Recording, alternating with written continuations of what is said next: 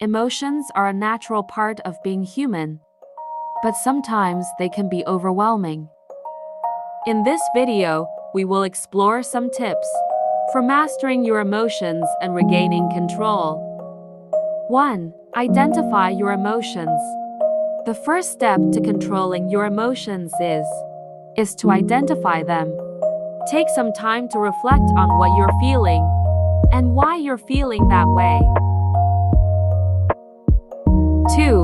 Practice mindfulness. Mindfulness is the practice of being present in the moment without judgment.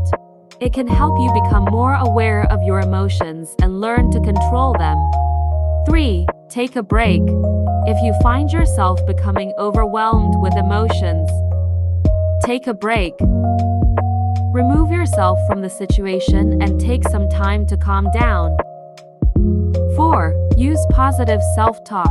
Use positive self-talk to help you stay calm and focused.